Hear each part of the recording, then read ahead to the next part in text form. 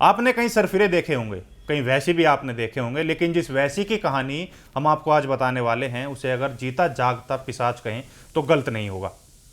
वो पैदा तो इंसान के रूप में हुआ, लेकिन जीता जागता राक्षस था। उसे लोगों को मारने में मजा आता था। वो लोगों को अपने पास बुलाता, उनका ध्यान भटकाता और मौका पाते ही उनका कत्ल कर देता था। और बात सिर्फ कत्ल करने तक ही सीमित नहीं थी। वो कत्ल करने के बाद उनके शरीर से ऐसी हैवानियत करता कि जो भी सुने उसके रोंगटे खड़े हो जाएं। ये दिल दहलाने वाली कहानी है राजा कोलंदर की। वो नाम से राजा था, लेकिन था कलयुग का राक्षस। उसने अपने शौक शौक में एक दो नहीं बल्कि पूरे 14 लोगों को मौत के घाट उतार दिया। उसके शौक इतने डरावने थे कि वो इन लोगों को मारता और उनके शरीर के अलग अलग टुकड़े करके फेंक देता था। लेकिन वो इन लोगों के सिर को अपने साथ ले जाता और ये सीरियल किलर इन लोगों के सिर की खोपड़ी को तोड़ता और उसके अंदर के दिमाग का सूप बनाकर पी जाता था। सर्दियों की एक काली रात के करीब 9 बज रहे थे। वो अपने फार्म हाउस में इधर उधर घूम रहा था। अचानक जेब से फ़ोन निकालता है और किसी को अपने फार्म हाउस पर बुलाता है।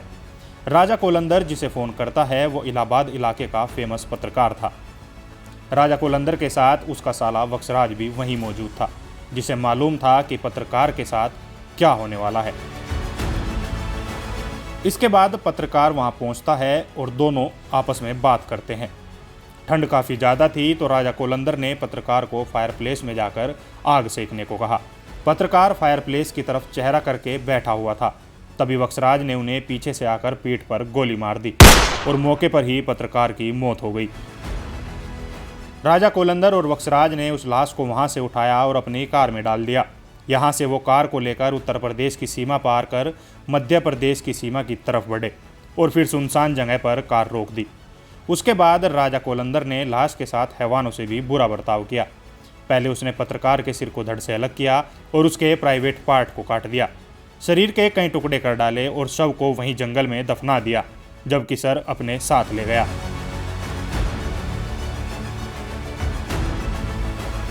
पत्रकार की हत्या के बाद बहुत सारे सवाल सामने थे कि आखिर राजा कोलंदर ने ऐसा किया क्यों? क्या राजा कोलंदर की पत्रकार के साथ कोई दुश्मनी थी? और आखिर ये है कौन राजा कोलंदर? चलिए आपको बताते हैं।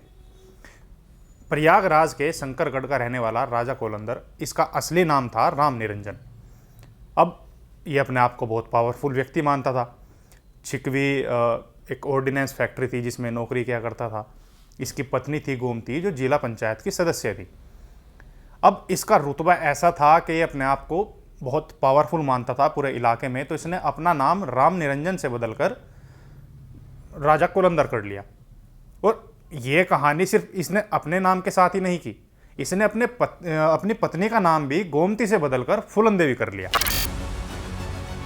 सन 2000 की शुरुआत में सीरियल किलर का शंकरगढ़ इलाके में आतंक काफ़ी ज़्यादा बढ़ गया। ये अपना रुतबा बढ़ाने के लिए एक के बाद एक लोगों के कत्ल कर रहा था। अपराध की दुनिया में इसका साला वक्सराज इसका पूरा साथ देता था। इसके अलावा एक शख्स काली प्रसाद भी इसके जुर्म का राजदार था। काली प्रसाद श्रीवास्तव ही इसे जुर्म करने के बाद पुलिस से बचाने के तरीके बताता था। लेकिन बाद में इस सन की सीरियल किलर की लोगों को मारने की भूख इतनी बढ़ गई कि इसने खुद को पुलिस से बचाने वाले काली प्रसाद का भी कत्ल कर दिया। राजा कोलंदर भी ये मानता था कि काली प्रसाद का दिमाग काफ़ी तेज चलता था और इसलिए इसने काली को मारने के बाद उसकी खोपड़ी को फोड़ डाला। उसके अंदर के खोपड़ी के पार्ट्स को पानी में उबाला और उनका सूप बनाकर पी गया। राजा कोलंदर सोचता था कि ऐसा करके उसका दिमाग भी काली प्रसाद की तरह तेज हो जाएगा। काली प्रसाद को मारने के बाद इसने अपने साथ काम करने वाले मोहम्मद मोइन की भी इसी बेरहमी से हत्या की, क्योंकि मोहम्मद मोइन ने इसे बताया था कि उसको सम्मोहन विद्या आती है। अब कोलंदर ने मोइन की हत्या की, इसके शव के टुकड़े किए और इसके बाद इसके सिर को अपने फार्म हाउस पर ले गया, जहां उसने इसके सिर का सूप पिया। अब इसके दिमाग में ये बात घुसी हुई थी कि अगर वो किसी को मारकर उसकी खोपड़ी का सूप पिएगा तो उसका दिमाग तेज हो जाएगा। अब बस इसी बात के चलते वो कत्ल पे कत्ल करता रहा, कभी ड्राइवर का, कभी अपने दोस्त का, कभी अपने साथ काम करने वाले नौकर का। और इसी कड़ी में उसने सबसे आखिरी मर्डर किया था पत्रकार का। दरअसल पत्रकार ने राजा कोलंदर को लेकर कई बार स्टोरी की थी, जिससे राजा उससे खफा था और वो पत्रकार को हर हाल में मौत के घाट उतारना चाहता था।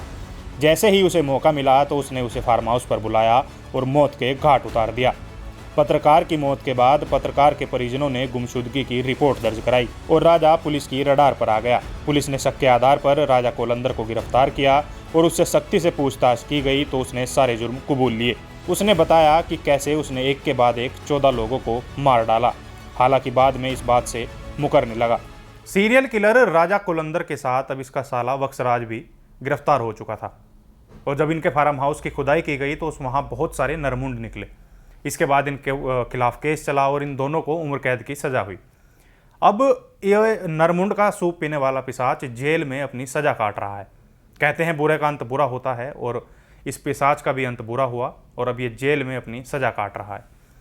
तो ये स्टोरी आपको कैसी लगी हमें कमेंट करके ज़रूर बताएं। साथ ही हमारे चैनल को लाइक, शेयर और सब्सक्राइब जरूर करें ताकि ऐसी रोमांचक स्टोरी आपको अपने फ़ोन पर मिलती रहे। अब मुझे और मेरे कैमरामैन हर्ष को दीजिए इजाज़त। नमस्कार।